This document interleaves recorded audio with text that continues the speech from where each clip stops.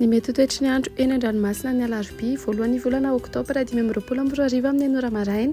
hatramin'ny alakamisy 2 Octobre 2024 amin'ny enora maraina. Mafy fisokan'ny rivotra any amin'ny morotsiraka atsimo andrefana sy atsimo nosy ka tombanana tratra 5-10 km isan'ora izany raha ampitso alarobia voalohan'ny volana Octobre. Araka izany dia mahazo ny fampitandremana miloko mavo amin'ny hamafin'ny rivotra manomboka eo Toliara hatrany Tolaniaro.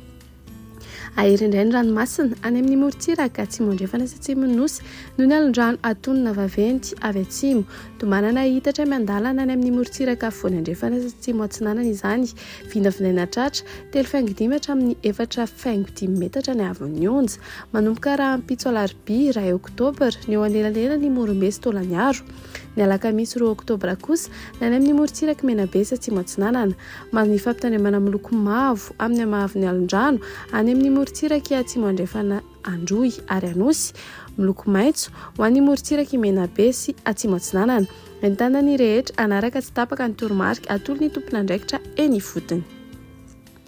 Ho an'ny morotsiraka atsinanana tanjona bobaombatra ny amin'ny tanjona angotsy andrahoana vitsy ho avy atsimo atsinanana ny rivotra ka ho 20 hatramin'ny 30 km isan'ora anonjabe ny ranomasina avon'ny onja 2.5 hatramin'ny 2 metatra.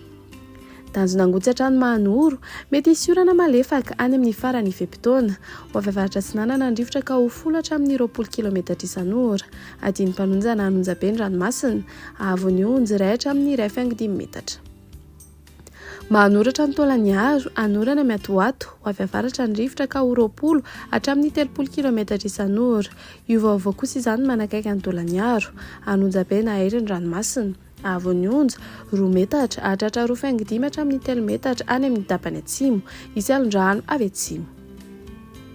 Tolaniaro hatrany amin'ny tanjona vohimena anorana miatoato ho avy atsimo atsinanana ny rivotra ka ho 30 hatramin'ny 5.10 km isan'ora hatratra 5-10 km isan'ora indraindray ahery na ahery be ny ranomasina avon'ny onja 3.5 hatramin'ny 4 metatra hatratra 4.5 metatra indraindray isy alondrano avy atsimo. Ho an'ny morotsiraka andrefana tanjona vohimena hatrany amin'ny tanjona ankabo mety hisy orana tandry findrahoana vitsy ho avy atsimo na atsimo atsinanana ny rivotra ka ho 30 hatramin'ny 5-10 km isan'ora hatratra 5-10 km isan'ora ny any amin'ny tapany atsimo manomboka ny atoandro ahery na ahery be ny ranomasina avon'ny onja 3.5 hatramin'ny 4 metatra hatratra 4.5 metatra indraindray isy alondrano avy atsimo. Tanjona kaboatra any amin'ny tanjona vilanandro andrahoana amin'ny tsitokotoko ho avy atsimo ny rivotra ka ho 10 hatramin'ny 20 km isan'ora anonjabe ny ranomasina avon'ny onja 2.5 hatramin'ny 2 metatra.